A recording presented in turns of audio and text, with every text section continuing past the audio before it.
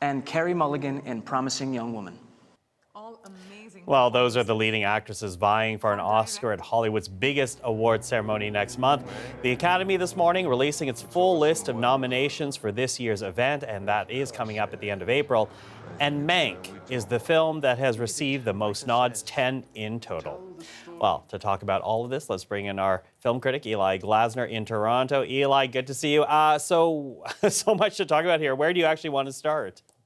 Well, I think it's really interesting when you look at the films, Michael, leading the pack in terms of greatest number of nominations. I think what we have here is a battle between kind of classic, traditional, Oscar bait, classic La La Land movie making, such as Mank. I mean, how can you get more kind of classically Oscar-licious than a black and white film about the making of Citizen Kane, about the man Herman Mankiewicz, who wrote Mank and then battled with Orson Welles for credit that certainly was due. And now Gary Oldman is nominated, and Mank has 10 nominations overall. So this Netflix film is certainly leading the pack with a lot of nominations in some small and bigger categories. Then you have Trial of the Chicago 7, which is another kind of classic picture, true life story based on these activists that were charged with conspiracy of creating, a riot,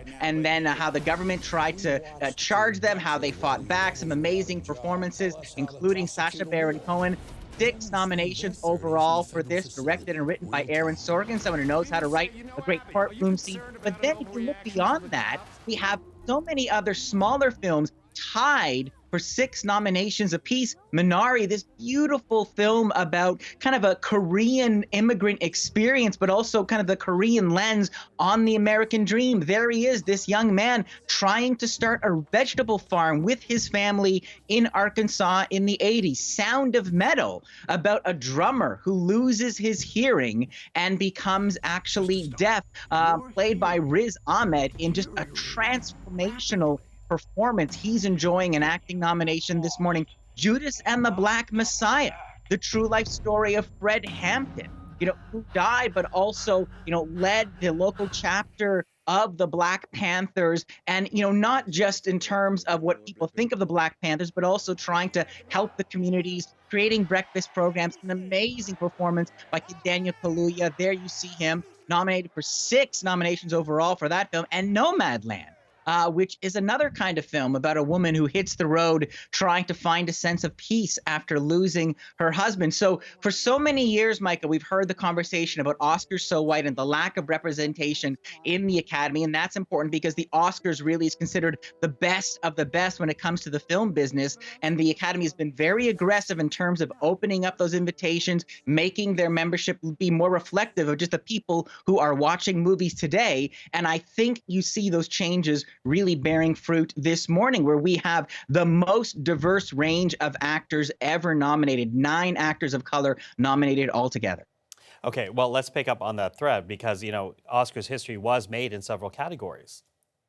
You're right. So let's start with Nomadland. So Chloe Zhao, I mean, she's got a number of nominations. She directed this. She wrote this. She edited this. Now she is the first woman of color nominated as Best Director for her work on Nomadland. It's a fascinating film because it's a mixture of kind of documentary and fictional filmmaking. She's one of 2 women in the directing category. It has taken 93 years of Oscar awards to have 2 women in the running in that race. Let's move on and take another look at Stephen Yeun. Amazing performance. Maybe you know him from the Walking Dead series. He is now the first Asian American to be nominated in that role, the first actor of Korean descent. Look at Riz Ahmed, the first Muslim actor nominated for his remarkable performance as Reuben, learning sign language for the part, learning how to play drums for the part. Incredibly immersive. Viola Davis, making Oscar history now as the most nominated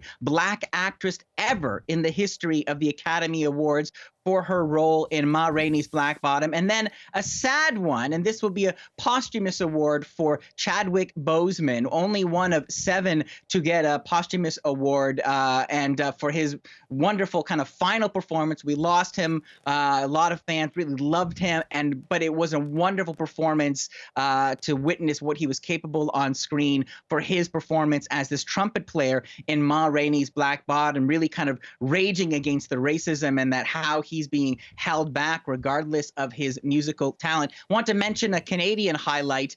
There's a short documentary called a Concerto is a Conversation, and this is from Ben Proudfoot and Chris Bowers. It's a beautiful little film about a composer who's written a concerto inspired by actually his grandfather's life story going from Jim Crow, Florida to Los Angeles. And this is co-directed by Ben Proudfoot, who is from Halifax. Okay, so let's take a look at the ceremony itself, Eli, because as you know, this has been very challenging, this period for award ceremonies in general. So what are the Oscars facing this year?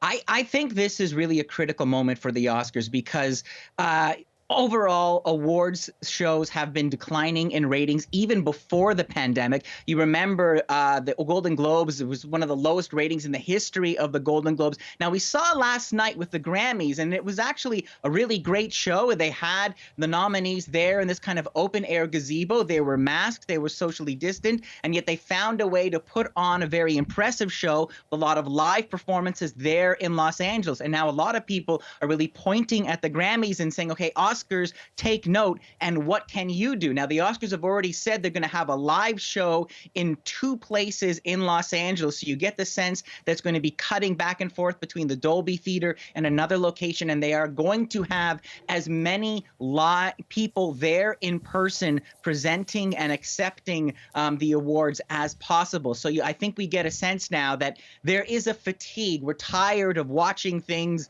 through Zoom, these virtual awards. And so they're really looking to the Oscars to innovate. But at the same time, it needs to be done in a tasteful way, because with so much of the world still dealing with the pandemic, with millions still waiting for vaccines, you can't celebrate. You can't just pretend like we haven't experienced what we've experienced the year that we've gone through. So I think it's going to be a very challenging balancing act for the Oscars. And also the fact that there aren't those really big movies for the audience to get excited for. So there isn't a Black Panther. There isn't an Avatar. A lot of those bigger films have been held back. So although I will sing the praises of Sound of Metal and Minari, a lot of those movies haven't really hit the mainstream public yet. And so once again, the Oscars are really fighting for relevance with its intended audience. Okay, Eli, thank you for all of that. Our film critic, Eli Glasner in Toronto.